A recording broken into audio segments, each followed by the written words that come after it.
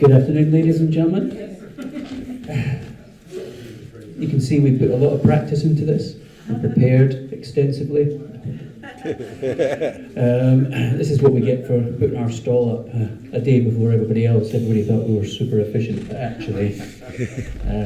Anyway, so myself, my name's David Henry, in case you don't know who I am, and this is Mark McNaught. I'm the capitalist. He's the communist. He tries to give everything away for free. I say we should charge for it. Apart from that, we get on very well. Mark is here to explain and bring up to date SSRG. If you don't know, we're about 4 or 5 years old now. We meet every week, sometimes twice a week, with experts in different fields, including politicians. And we've produced now 3 documents, soon to be a 4th one. The first one was we reproduced the Treaty of Union, which until we published it, you couldn't find online, and miraculously it appeared after we had published it. We've done the Claim of Right as well, and we have more just recently, which you can get outside, a copy of a report written by Jeff Bush for SSRG and also IFS, and that was Scotland in Europe.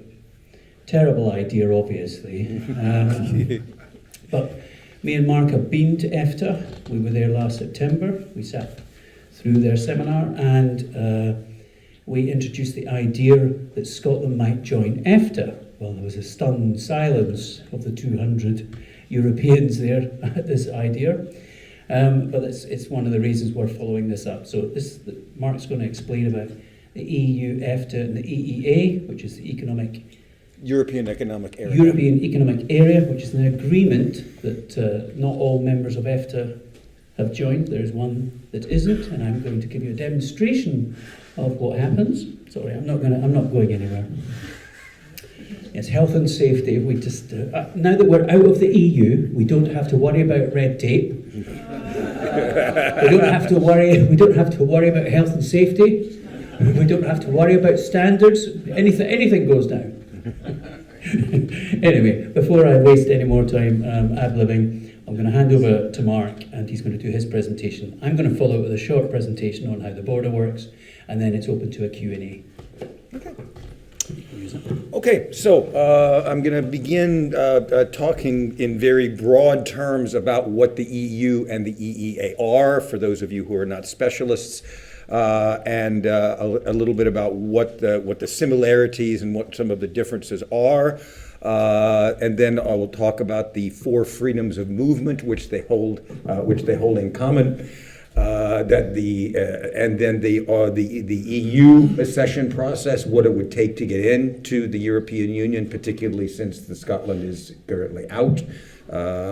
Then also about the EFTA accession process, and then just some sort of general observations that I've made about EU versus EFTA membership in no particular order, but just the things that the issues that need to be thought about and resolved before whether it's the EU or EFTA. These things certainly need to be considered. So both EU and EFTA and the EEA are treaty-based organizations. In the case of the EU, that began in 1951 with the European Coal and Steel Association, which was basically an effort to coordinate economic activity, obviously specifically in coal and steel, to avoid war, because the idea was that if they're sharing, the industrial production, then that would make it more difficult for a country like Germany to arm. And then it became more formalized through a series of treaties, starting in 1957 with the Treaty of Rome. And since then, I don't know the exact history and dates, but the most recent one, there was the Maastricht Treaty, which came into effect in the early 90s, which really opened up the functioning of the European Union, and is the reason that I was able to come. I'm a professor in France, but that was because I was.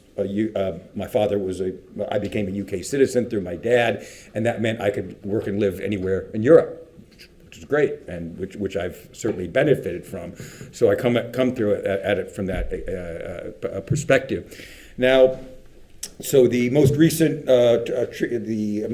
treaty is the Lisbon Treaty. So again, they've gone through a series of treaty updates over the years. The most recent one being the Lisbon Treaty coming into effect in 2012.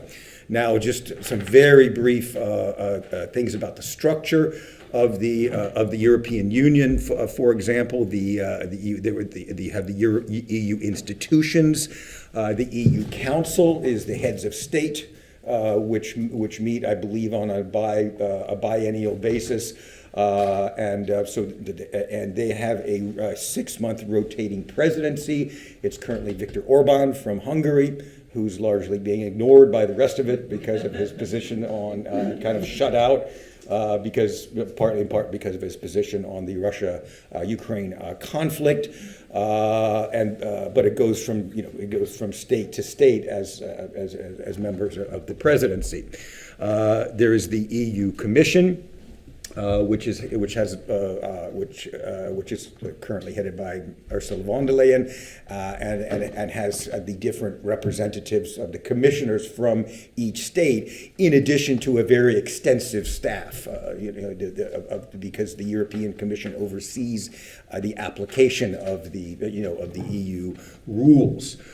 In addition, there are the EU agencies, of which there are, hold on, I've got here, there are, 50-something different EU agencies. You can go online and see them for yourselves. Let's see, 51 EU decentralized agencies, joint undertakings and bodies, over 12,000 staff located in 24 member states. So you have everything from the bio-based joint Europe undertaking, the European Agency for Law Enforcement Training, clean aviation. Again, you can look at these for yourself, but they're very extensive regulatory agencies, throughout covering almost every conceivable area of economic and social policy. In addition to that, there is are the chapters of the acquis. You may have heard of the European acquis, and basically this is European law, and in the different chapters. So you can see here, Chapter 1, free movement of goods, freedom of movement of workers, establishment of services, capital, public procurement, company law, etc. Again, you can energy, statistics, and these different 35 different chapters of the acquis of the European law, which are which the European states are required to abide by. Now let's see. So with view slideshow, right? So. Then the European Free Trade Association. This was formed in 1960, and it was sort of seen as a kind of a midway house in between being states and then becoming part of the European Union. As the European Union developed over time, and there are numerous states which were part of EFTA and later became part of the European Union, including Great Britain in 1973, Portugal, and numerous other states that were members of EU of EFTA and then became part of the EU. But as we see, there are those several states that the 4 states of EFTA that have not yet become have not become part of the EU. Some of them have voted not to become, or voted against going into the EU,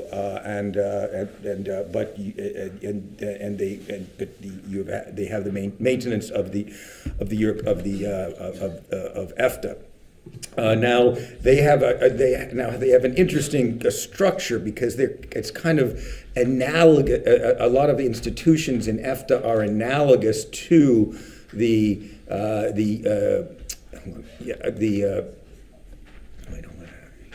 Right.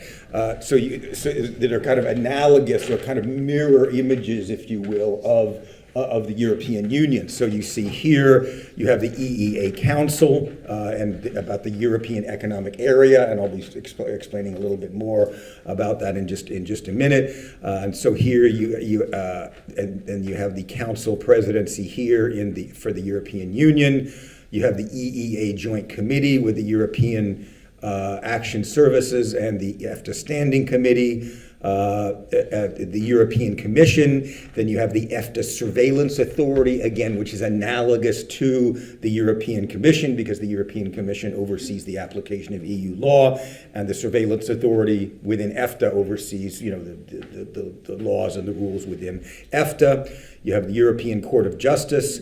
And then you have the EFTA Court as well, which oversees, which assures the EU law. EFTA law. Then you have the Committee of MPs for the EFTA states and the European Parliament, and they have a joint parliamentary committee as well. And finally, the EFTA has a consultative committee. And then within Europe, you have the Economic and Social Committee. And then they have a consultative committee as well.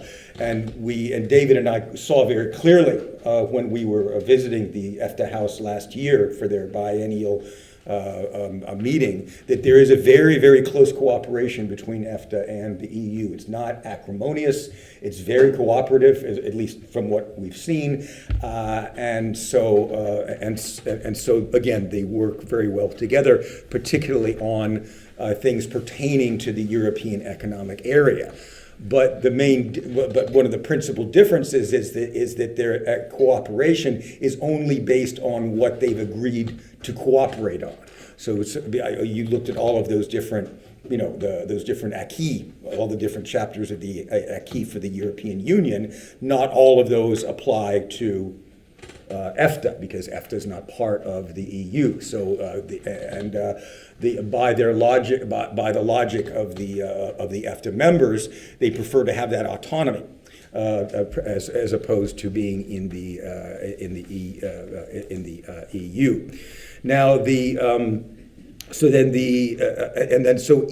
the early 90s, just before the Maastricht Treaty came into effect, the three of the four EFTA states, Liechtenstein, Norway, and Iceland, worked with the EU to develop the EEA, the European Economic Area, and essentially it. One sec here. And this is also a treaty. You can see here the agreement for the European Economic Area. They came into effect in 1994, roughly the same time that the Maastricht Treaty came into effect. It kind of opened up Europe so that these EEA, EFTA countries could participate in the four freedoms of movement, and this includes the goods, services, workers, and capital. And we see that in those first four of those acquis, the acquis that that there is the free movement of goods, again, services, workers, or capital. That means, for goods, that this has been through a very long process of harmonization of regulations, so that if you make a toy or whatever that in Hungary, that it can be sold in Liechtenstein, and so that there's a coordination among regulations, so that things can be sold. Anything made in any European country can be sold in any other European countries because of the harmonization of the rules. Similar with services, workers, there agreements on reciprocal rights, so that this was often mischaracterized during the Brexit debate, saying, anybody can move around anywhere and work anywhere, and it's led to these this flaccid all this immigration, and so in the case of Great Britain, they chose not to enforce laws regarding employment that other countries did. So, for example, if you move to Belgium, they're pretty strict. If you want to stay in Belgium, you've got the right to work there, but you got to show that, you've got a job, that you have a certain number of resources. And these are rules that could have been enforced by the UK, weren't, just for whatever reason, which led to people thinking, they're just coming in here and taking our jobs, et cetera, when they could have, again, the EU countries do have the liberty to enforce employment law, including, well, if you don't get a job, you can't stay here. And again, Belgium is, I don't know if it's the most strict, but certainly I know that Belgium is, quite strict on allowing people to stay. And I think Germany is fairly swell, but the UK chose not to. So you do have the right to work in any European country, but the different countries have chosen to enforce their laws to different degrees. And Great Britain put very little, if any, regulations on the employment, whereas countries, as I said, like Belgium, are much more strict about, whether the people have the right to stay. Okay, now the EU accession process. I'm not going to, in the interest of time, I'm not going to read through the whole thing. But here you have Article 49, which allows any European state which represents the values and good can apply to become a member of the Union, and then we have and then giving certain requirements, and then we have the famous Article 50 that the UK just finished going through, where any member state may decide to withdraw from the Union in accordance to its own constitutional requirements. Now, the process of joining the EU broadly consists of 3 stages. When a country, and it's important to remember that it all must be unanimous, by the European countries. Now, a lot of times that's held that countries have any one country can veto it, which is technically true. But it's more, as I've heard it described, it's more a question of the countries reaching a consensus on whatever action they're going to take. It's not as if necessarily they have a vote every time, and then one country can veto it. Say Spain vetoing Scotland becoming part of the EU. They generally try to reach consensus on these particular things. But it is true that these things do have to be unanimous, in the sense that one country can block action by the European Union. And there's talk about getting rid of this. We see, in the debate over, Russia and Ukraine, and the fact that, and they wanting to get rid of the unanimous rule, so that a country like, Hungary cannot block action by the EU. So there's talk about changing it, but that would require a treaty amendments, which would also have to be unanimously approved. So, the institutional reform necessary would be quite a district. So when a country becomes an official member for a candidate, does not necessarily mean that formal nations have been opened. Then they move on to formal membership negotiations, a process that involves the adoption of established EU law, preparations to be in a position to properly apply and enforce it, and the implementation of judicial, administration, and economic and other reforms necessary for the country to meet the conditions for joining, known as the accession criteria. When the negotiations and reforms have been completed to the satisfaction of both sides, the country can join the EU. Sounds simple, but the process is it can be very long. It's taken different periods of time for different states, but it's at least a several-year process. Once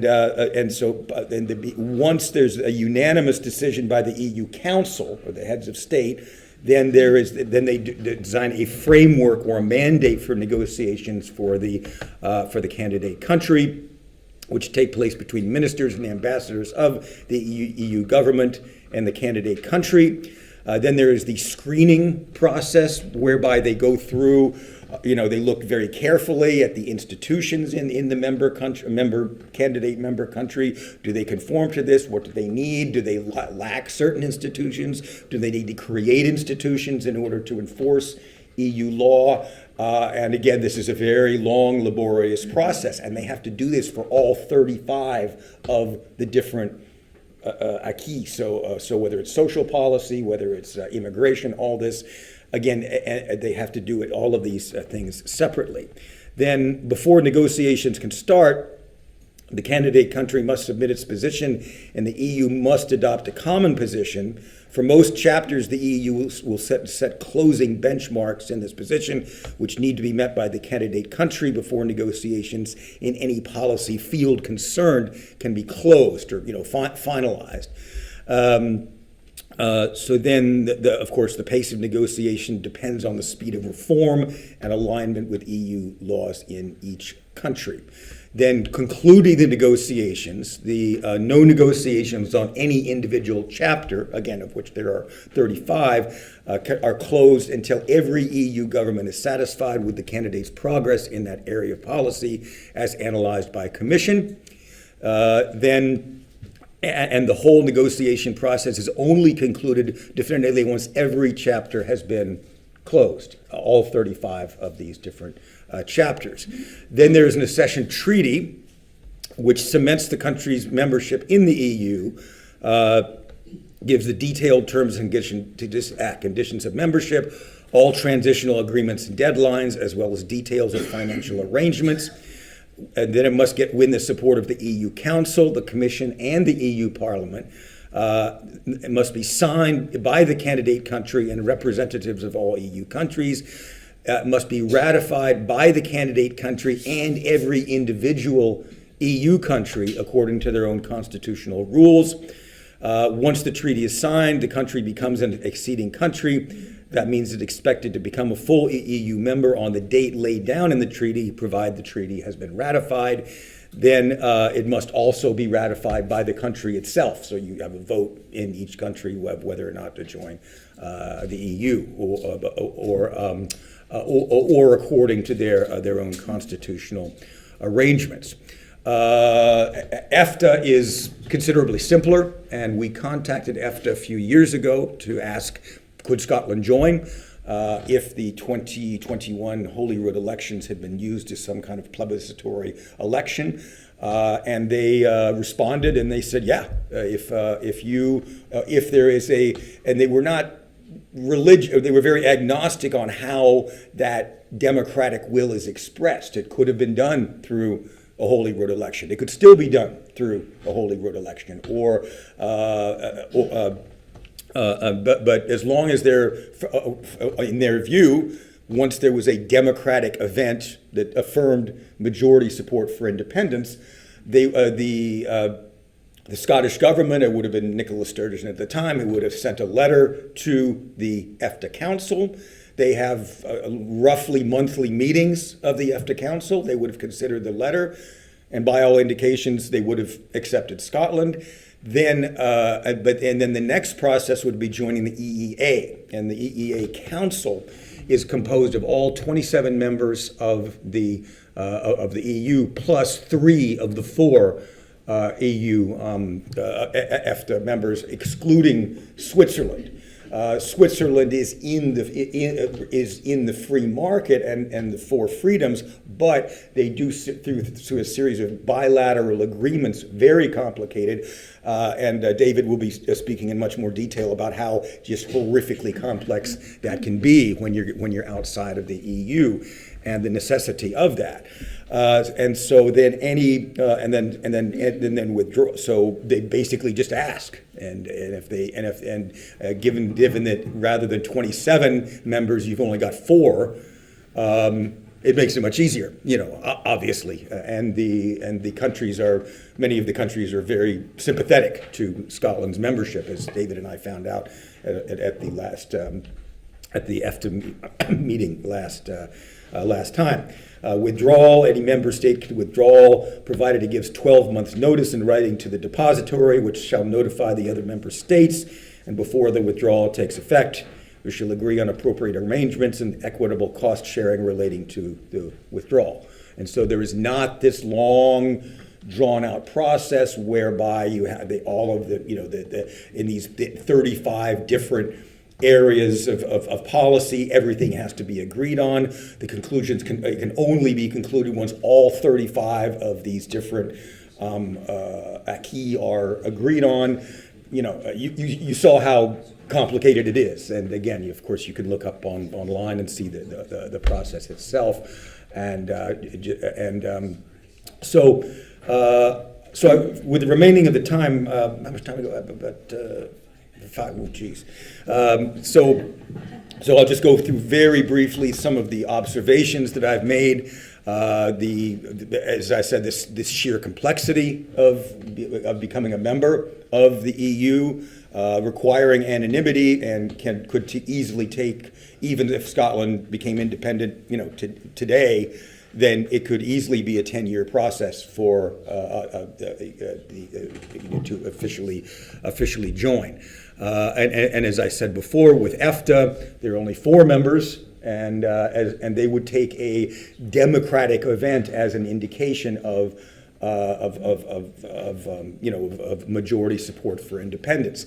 This is different from, and you'll recall that during the UK Brexit the Scottish referendum in 2014, you'll recall that there was always this threat of the Spanish veto, and the Spanish actually said they said as long as Scotland becomes independent according to their constitutional provisions, they wouldn't block it. Of course, they have concerns over Catalonia, and so their stated position was if Scotland votes to become independent and the UK recognizes it, they would not block Scotland. So there was a lot of rhetoric. Oh, the Spanish will veto it.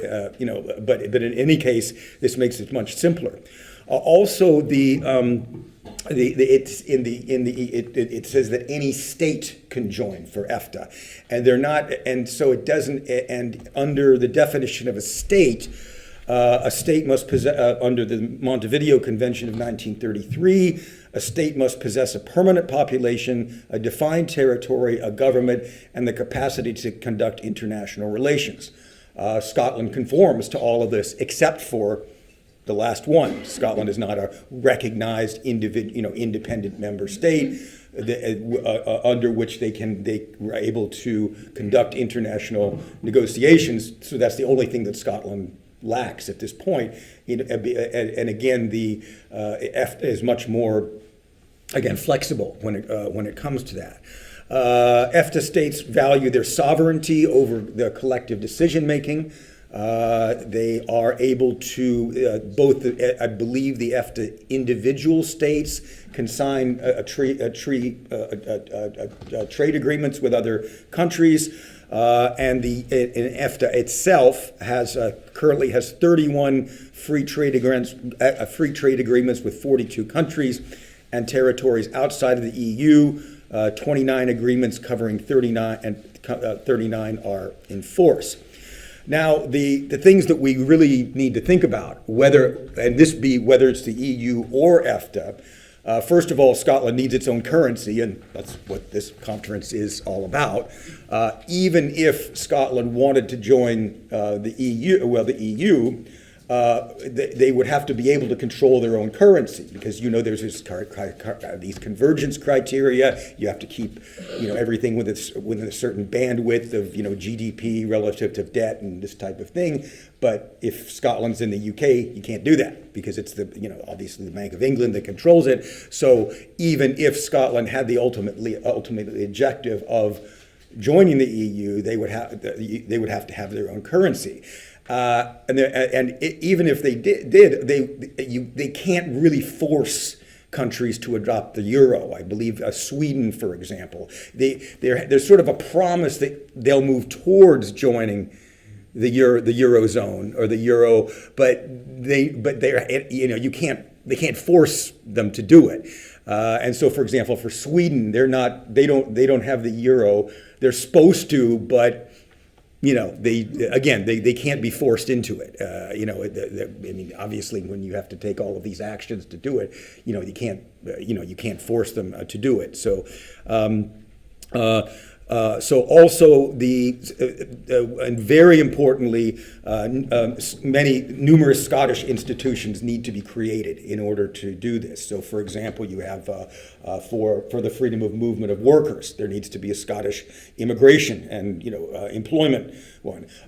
For economic policy, there needs to be a Scottish economic or planning committee or whatever it is. And as I'm sure you're aware, at the present time, the Scottish civil service is essentially an extension of Westminster and does not have these separate departments. It's just kind of this blob of different of administrations that focus on different areas, but they're not separate institutions that would be necessary in order to properly be in the EU or EFTA. So again, whether it be EFTA or EU, there needs to be a currency created, and many institutions need to be built from the ground up to be able to comply with these different rules. There's also the issue of the customs union. Now, being in the EEA does not mean that you're in the customs union, and the EFTA countries are not in the customs union.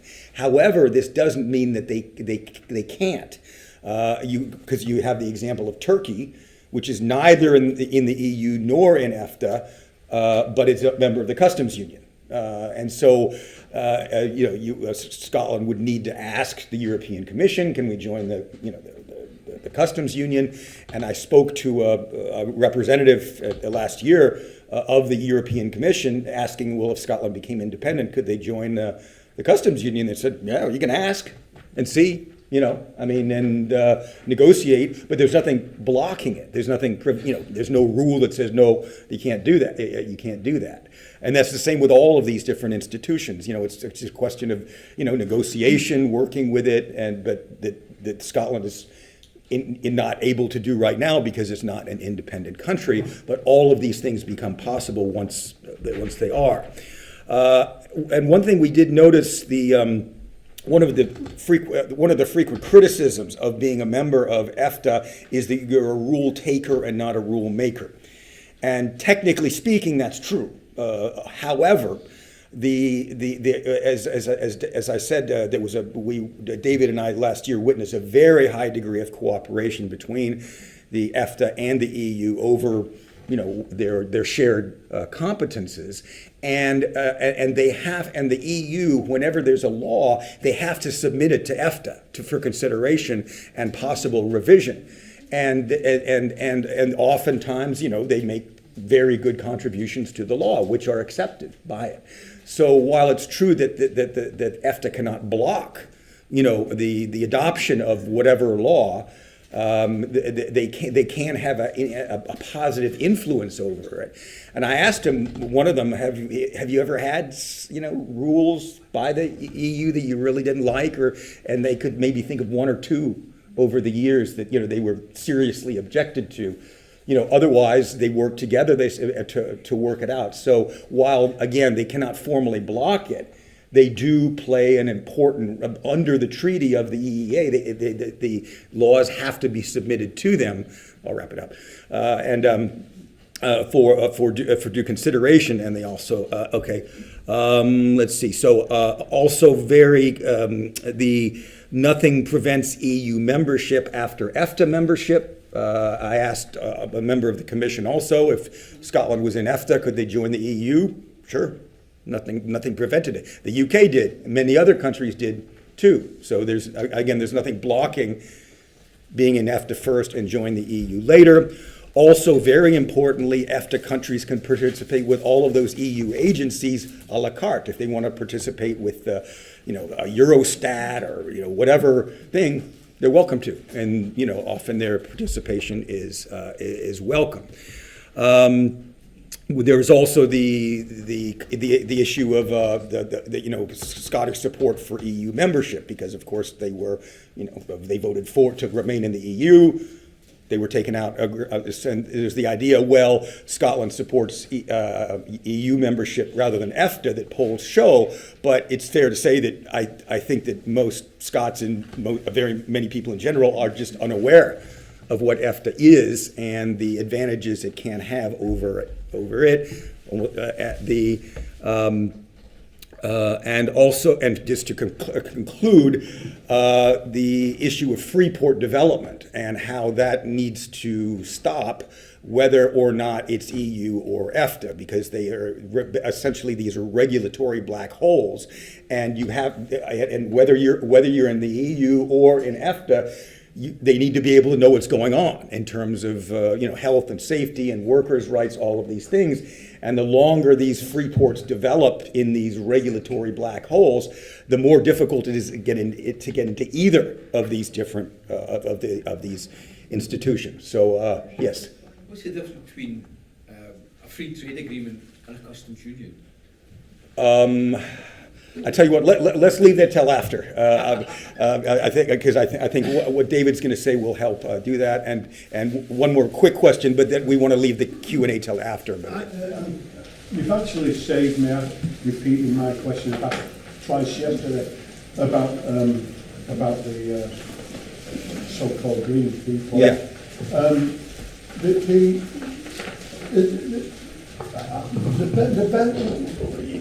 One of the guys that answered me yesterday didn't seem to know much about it, which is not his fault. He's not looked up on it yet. But the other chap later on said that we'll just pay out damages, for breaking contracts and things. But is that feasible? And how long will that ramble on for? Okay. That's a good question. To be honest, I'm not sure. I don't know. But it would also there may have to be these types of payouts. But at the same time, if Scotland actually had real powers over that, maybe they wouldn't have to. It's a very open question that I don't think we know at this point. Anyway, over to you, David. Excuse me for. Okay, ladies and gentlemen, thanks for the little break. We've got the technology working, thanks to EU regulations. There is some coffee still there, there was tea, might be running out. So I'm going to give you a very short demonstration, because before being involved in politics and being a director of SSRG for the last 4 years, I used to work on a motor show with a motor show company in Geneva. I did that for about 12 years in a row. And Geneva, if anyone doesn't know, is in Switzerland. It's all made out of chocolate. All the police have guns, and everything's very expensive. It all works, doesn't it? It does all work, yes. And they're very clever at design. They designed the Geneva Exhibition Centre right next to and connected to the airport, unlike Edinburgh, where you have to use a very expensive tram, which is not much good if you're trying to get goods and services in and out of an exhibition centre. Anyway, so quite a few years ago, for myself, I set up a company called Real Digital Art, and it was mostly motorsport art that we did. And I managed to book a space about almost the size of this room in the Geneva Motor Show. So I'm going to travel from Edinburgh with all the goods, all the pictures, the frames, you name it, even the wood to build the stand. I took it all with me. And part of the booking process, like any exhibition place, they all offer you services. So the electricity was about 150 euros to have it connected, which was awfully nice of them. And if you wanted to have a carpet. So, have we got any carpet layer experts here? No? Well, they wanted to charge for the thinnest carpet in the world. I've got a sample of it here. Because after what it would have cost, of course I brought it all the way back. So this carpet's come all the way from China, went all the way to the carpet mill in Edinburgh, in Saughton. And the same carpet is what they were going to fit in Geneva. And to fit this carpet, look how thick it is. I mean, it would last all about a week. which is what it's designed to do, of course. They wanted to charge 25 euros per square metre, and I needed about 110 square metres, I think, if I remember rightly. Anyway, it was thousands of euros for a piece of carpet. Oh my God. So I went to Saughton Carpet Mill in Saughton in Edinburgh, and I found the same one. Can anyone guess what it costs per square metre? £60. No. Well, you're not far off. It was £2.75 pence. And I thought, wait a minute, £2.75 versus 25 euros. I think I'll just buy the carpet and take it with me. So that's what I did. Yes. However, you're going to Switzerland, which is not in the EU and it's not in the single market. The UK was at the time. So up until then, if you went to France, I did motor shows in Belgium, etc., it was really easy. You filled all the van up with stuff. You made sure it wasn't overweight. You had enough money, your passport and your driving licence. You drove, usually to London, down to Dover, got on the ferry, and you were on the ferry, and then you were in France, and then you were in Belgium, did the motor show, and then drove all the way back again. And nobody checked anything. Well, that's not what happens if you're going outside the EU single market. So, a nice little, so welcome to Real Digital and the story of a carpet. I get, before I bought it, all thinking I've saved myself a lot of money. I had actually. But so welcome to our thing. So, we need to understand how borders work. It's going to be very important for Scotland. We have one land border, and that's with our neighbour in England. And at the moment, all trade goes down south. Whether we're sending anything to the EU, the single market, it all goes nearly always down south and leaves from a port in England. Something that Scotland desperately needs to fix. So, we're also, apart from this, Scotland is in a unique position when it comes to joining either EFTA or the European Union. I'm a great fan of EU regulation, believe it or not. However, I did get caught out trying to import vacuum cleaners for a new brand from China, because it turns out they've got the EU directive, I think it was 199 or 1999, and I thought, oh, no, tell a lie, it was all the sixes, because I thought it was evil. That's right, I remember now. It was all the sixes. And they have a whole list of things that they're trying to achieve. Recyclability, so every product must be recyclable. The motor in a vacuum cleaner must last a minimum of 500 hours of life. Someone should tell Dyson this, he's a great fan. So they have all these regulations on that particular product.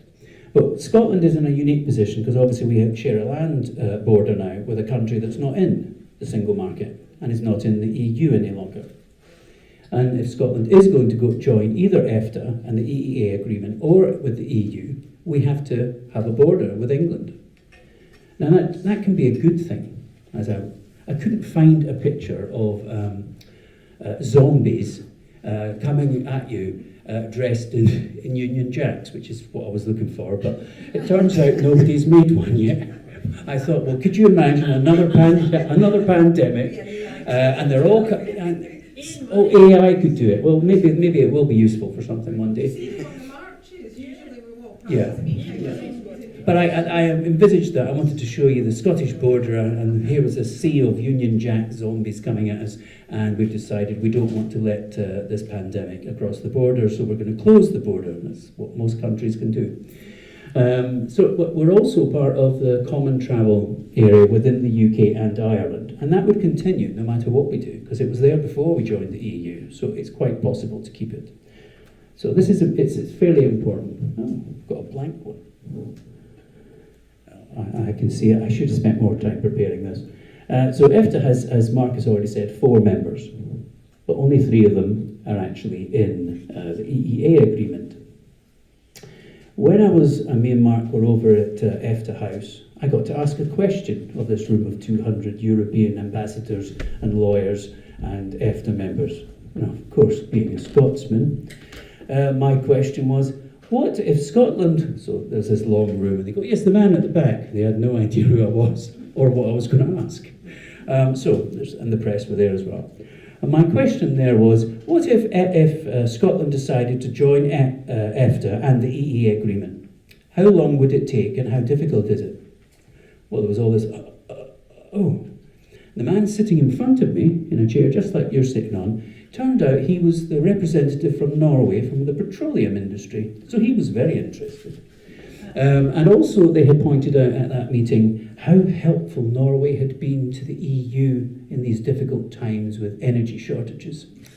And I sat and smiled and thought, oh, imagine how helpful it would be to have another independent country that has lots of energy that can help you as well. So it's without a doubt Scotland would be welcomed either in the EU or in EFTA.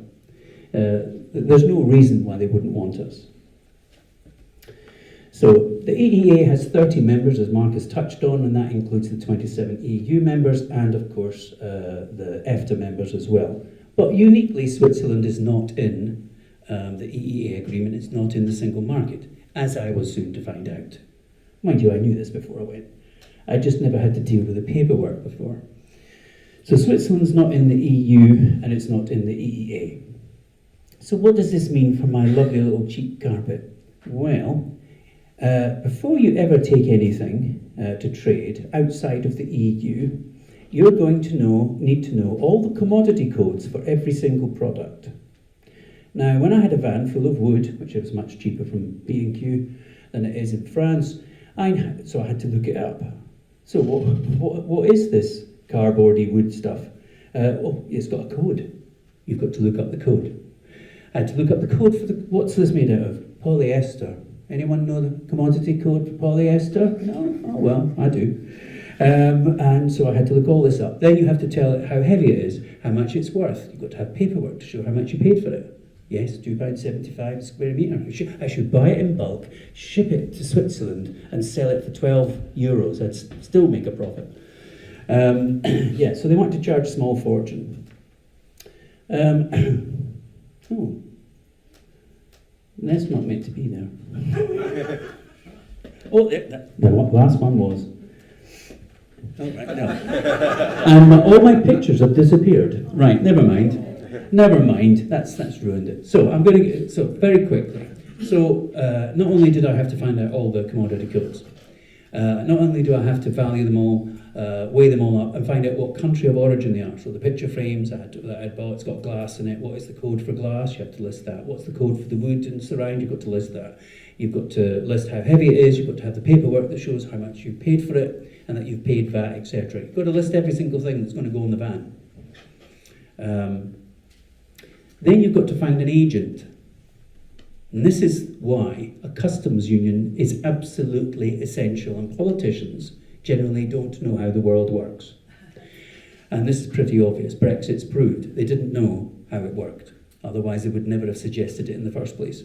But I've been through Dover many, many times, so I know there's 16,000 trucks a day going through Dover. Up until Brexit, hardly any of them were ever checked. You just waved your passport and you drove through. You were on your ferry and then you were off the other side. Now you're in Europe. Europe's an open market. You drive wherever you like. So that's what it was like before Brexit. And with Switzerland, it was never like that. So I got a taster of what Brexit was going to be like. So I did all the paperwork. Before I left Edinburgh, I found an agent down in Dover, in customs in the Dover area. I sent it to them. They're going to charge me just £65 to deal with the paperwork. I thought, oh, that's all right. You get down there, 2 o'clock in the morning. By the time you get there, you go in there, you hand in the paperwork. You pay them their fee, they rubber stamp it, they check all the commodity codes that you've listed. Is it the correct code? That's fine, do. Now you're free to go and drive into the impound area of HM Revenue and Customs House. This is not something that consumers and tourists ever have to deal with, but it is what every single commercial shipment has to deal with, which is probably why politicians don't know it goes on, because they've never actually dealt with it. So you now go through this barrier, you're now in no man's land, effectively. You cannot leave because the barriers are shut. Your truck or your van is now trapped inside there. So you go in at 2 o'clock in the morning with all your paperwork and your passport and this list of documents showing all the commodity codes, who your agent is, because they've signed something for the £65 and stamped it for you. which is awfully nice of them. And then you go and you hand all the paperwork in, and they tell you, oh, well, we'll come back to you on that. Because at the other end, you've got to have an agent in Switzerland. So they now send all that paperwork, email it and fax it, to Switzerland, to your agent in Switzerland in the middle of the night. You've now got to wait for the agent in Switzerland to go through the same old thing and say, oh yes, that he's registered here as an exhibitor, and then send authorization back to HM Revenue and Customs. This is called a T2 form. So you won't get in the country unless you've done all this. You'll be stuck in a no man's land at Switzerland's end. So you've got to do it before you leave. So it turns out the official guidance is it will take between 30 to 90 minutes, depending how busy HM Revenue and Customs is. And I was there at 2 o'clock in the morning, so there was hardly anyone there. So it took about 35 minutes. They then call your number. Your paperwork's ready now, sir. Oh, wonderful. I've had no sleep, I've driven from Edinburgh. Pick up the paperwork. Now you're free to leave. Now you go to your ferry port. Now you're able to get onto your ferry, although you've missed your ferry because you were booked on the one at 1 o'clock, but never mind. They did let me on the next one. Then you arrive in France at about 4 or 5 o'clock in the morning, and now you start driving through France. Now, France doesn't have any borders in it. In fact, the EU basically didn't have any borders until very recently. And you can drive, effectively, if you're awake enough, all the way up to Geneva, to Switzerland. Now, so this is how the Swiss border works, and this is how I think if Scotland went down the same route, Scotland's new border would work. So for you and I as tourists or residents, there are no checks. There's CCTV cameras everywhere you go, so you are logged in and out, and there are spot checks where the nice gentlemen with guns and nasty dogs will stop every car and ask to see in your boot and all this. Have you got any secret people in the boot of your car? Well, does it look like you could fit anyone in there? No. Anyway, you go through all that. So that's all very easy. It does not affect ordinary people. It affects commercial business. It affects commercial vehicles, vans, trucks. They are not allowed to go through the little border checks in villages. So Scotland will have border checks which are unmanned but are electronically watched. And if a commercial vehicle goes through it, the police and the authorities will immediately know. So I can assure you, I know this happens in Switzerland because I did it. To avoid the traffic jams every morning, the 1 hour traffic jam at the main customs between Switzerland and France, because all the workers come from France, because it's much cheaper to live in France, so they travel, thousands and thousands travel every day across the border to work in McDonald's in Switzerland and get paid €15 an hour, and then drive back home where their bottles of wine are €2. So of course that's what you're going to do, isn't it? So there's a huge traffic problem with the customs checkpoint. So I thought, well, I don't have any goods anymore. It's already all over there. It's already in the thing. I'll just go the little route that I remember from this little French village. You go down this tiny little road, and then there's this little quaint old building. It's got some cameras on it, right enough, and it does have a Swiss flag on the top and an EU flag. I thought, all right. And you drive through there. Did that for 3 days in a row. Thought, hey, look, I've managed to cut out all that traffic. So one morning I did this. I thought, look at all that traffic up there on the viaduct thing. My God, thank God I'm not in that. Drove over there. I'm now in Switzerland. I know the route to get to the thing. It'll save me tons of time. And the next thing I know is there's a police car in front of me with lights, police car behind me at lights, another one down the side of me, pushing me off the road, pointing guns at me. Luckily, my sense of humour kicked in, so they didn't shoot me. Anyway, so they said, have you got your papers? You got your papers? Yeah, sure. Hand them the passport. Oh, you're English? I went, no. No, escocese. And he just smiled. I went, oh, you're Scottish? I went, yes. What are you doing here? I went, well, we're actually at the motor show, which is a big event in Geneva. So he went, can you open the van? It's a huge van, one of the biggest ones you can get. So, yeah, sure. And then walking down there, and there's all the dogs, and they're all there with the guns pointing at me. I thought, bloody hell. And it's not even 9 o'clock in the morning. Anyway, he says, what's in the van? I said, nothing, just rubbish. Rubbish? I'm not sure he had heard the word before, but anyway, I opened it up, and it's, of course, just bits of cardboard and rubbish, because there's nothing in it, it's all at the show. Yeah, we're at the motor show, all the stuff, it's already been checked with the agents, already there. That's fine, you can go. I thought, okay, the next thing I turned around, they've all gone. I thought, Jesus, where do they appear from nowhere. What it proves is that their border works, and commercial vehicles cannot sneak across. As it was, I didn't have anything in it, so it was just me and the passengers I had. But that gave me a taste of what the border's like. So the paperwork in itself isn't that bad. Trying to come back, so I'll give you a quick thing on coming back. So the motor show's finished. I've done quite well. I don't know what happened to the other slides. They were there, but they've disappeared. And you've got to list everything that you're now taking out of the country. So all the same commodity codes, all the same thing. And then I thought, I'm just leaving this wood. I can't be bothered. I'm not unscrewing all the walls that I built. That's because I built an art gallery, basically. I thought, I'll just leave it. Oh no, if I do that, they'll charge me some couple of €1,000 for recycling. So no, I had to dismantle it all and pack it all back on the van and bring it all back. I thought, yeah, this wasn't such a great idea. After all, I should have just bought it in France, and left it there. Anyway, so they list everything. They're very conscious on green issues.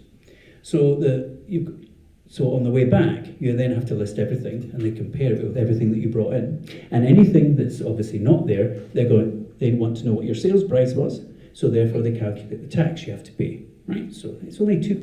It's a 2% sales tax. It's not that much. But you still have to list all of this. Then you go into DHL Express, which is they're the agents. Now, imagine a motor show that's had maybe 1,500 exhibitors there, and they're all trying to leave the country.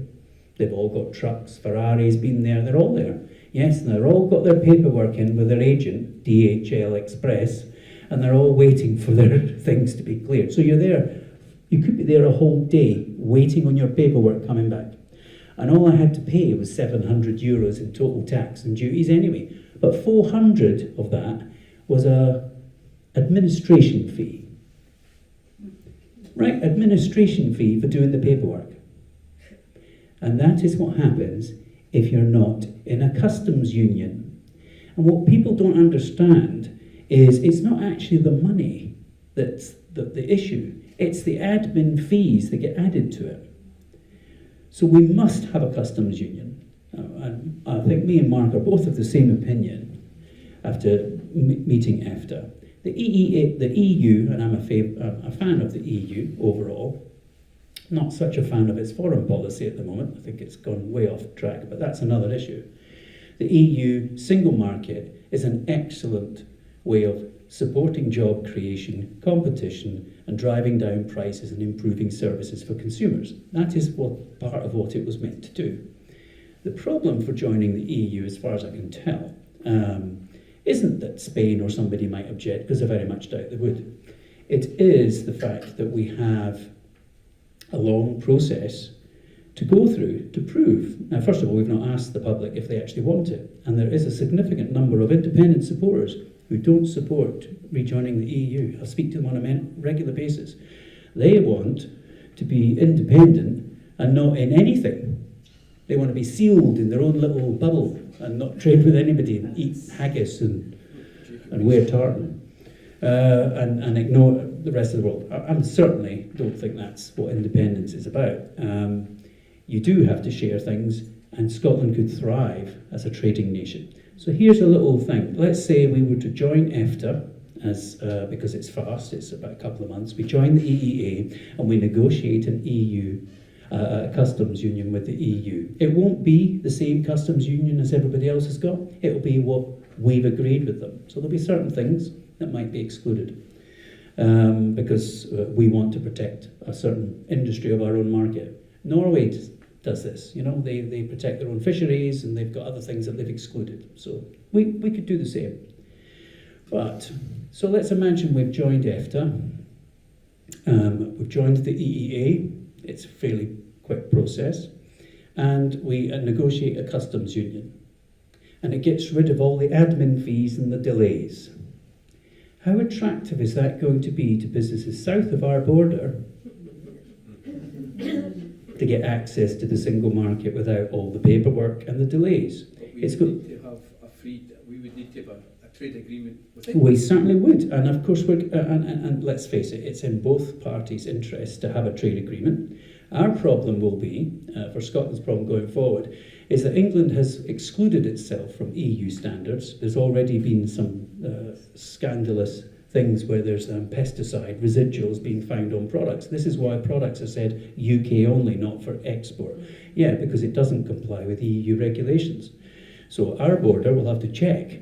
So if some consignment of meat or produce is they want to send to the EU, yeah, well, we'll have to check it to make sure it's not got pesticide residuals on it and it complies with EU legislation. Otherwise, it can't come into Scotland. It can't be used through it. So yes, a customs union is important. But I think what I want to get across before we wind up not to questions, because I'm not even sure what time it is yet, is there's huge opportunities if we have control over our own economy, our own taxation system, our own currency, and therefore our own trade. Scotland, as I say, I go back to the little smile I had in EFTA when they said, oh, the glowing tributes they were paying to Norway. And I thought, gosh, there's another little country that's really friendly that has lots of energy. I wonder how welcomed they'd be. And of course the answer is they'd be welcomed with open arms.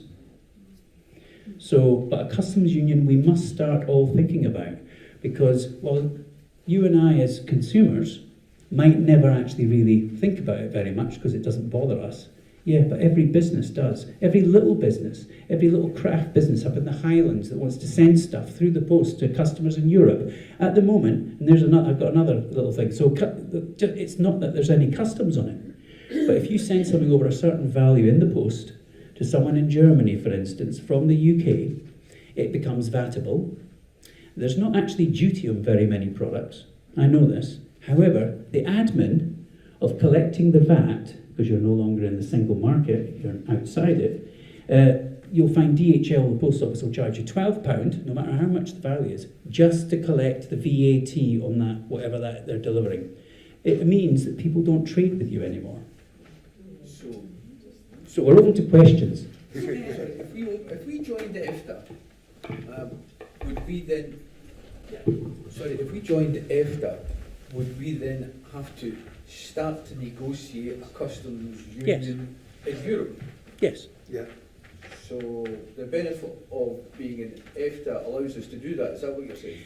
After you're in the single market. Yeah, You're in the single market, but you're not in the customs. And very quickly, also, EFTA already has an agreement with the UK as well. I don't know much about the nature of it, but if Scotland was to join EFTA, they would benefit from the trade relationship that EFTA already has with the UK. What? So, Thank you. I found the pictures.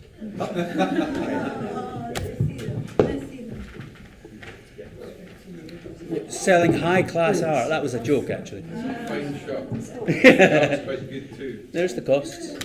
So thanks very much, David and Mark. That was really interesting. I'm Mark Williamson. I'm from the Yes group called Yes for EU.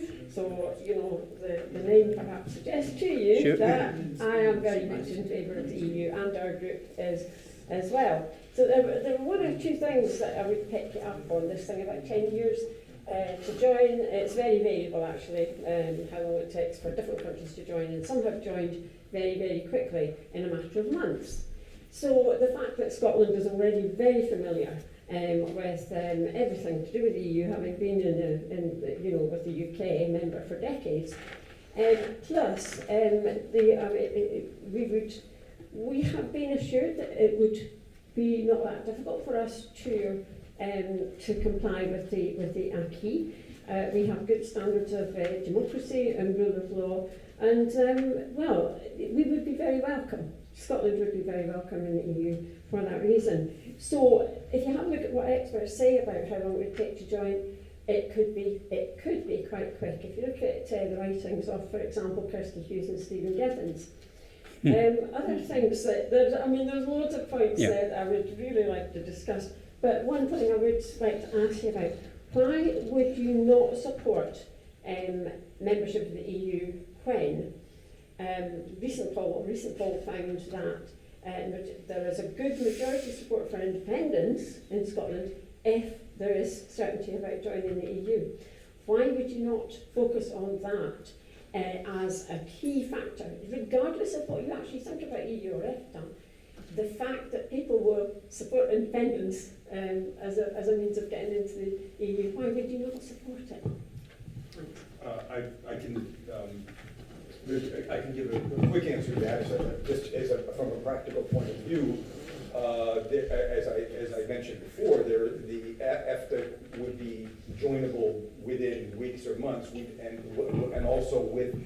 In addition, and while it is true that Scotland does, conform to many of the acquis because they were also members, there also needs to be the construction of the different institutions within Scotland that would be able to assure that these things were abided by. And so our suggestion is that there's nothing contradictory about joining EFTA first and the EU later. But anyway, so. Why, if you want to join the EU later, why not just get into it straight away as soon as possible? Get an association agreement even before candidacy, and you get access to benefits while you're joining. Yeah, go ahead. Thank you. Can I just give you my simple thing? So, first of all, these EU institutions won't happen overnight. Unfortunately, our current government and administration is taking us further and further away from being able to join the EU, i.e. free ports,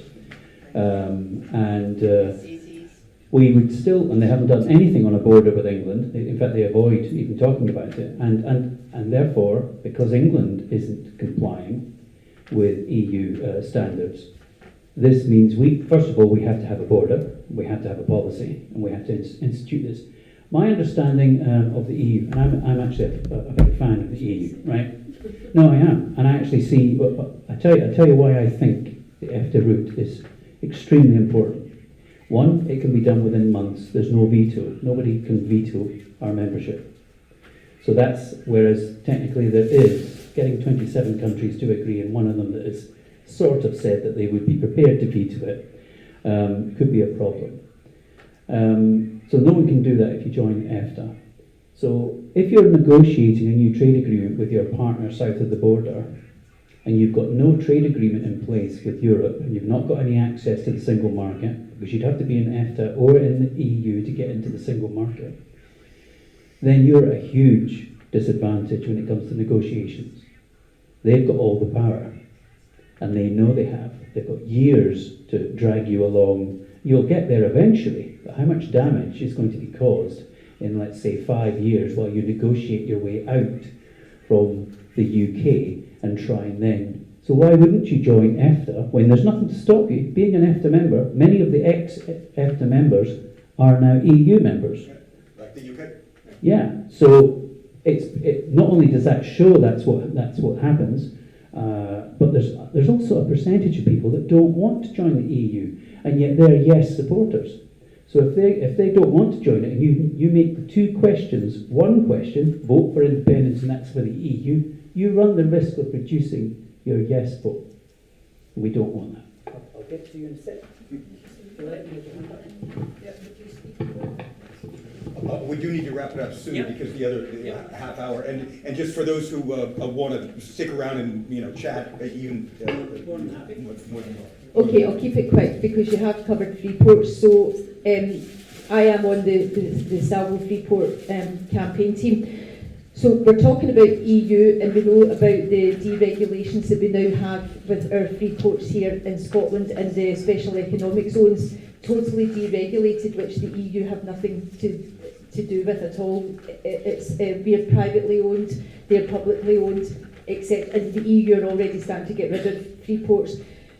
When it comes to EFTA, with the deregulation and being a state within a state and then not abiding by the law of the land that they're situated in, how then does that affect us even being considered for EFTA in the common market and the single market then?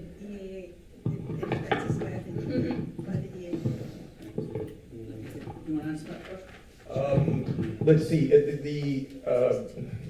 let's, Free ports affecting EFTA. yes, free ports affecting EFTA and, sorry, Entry into the EU is barred by the existence of. So the free ports are deregulated here. yes. The EU will not have anything to do with deregulation at all whatsoever.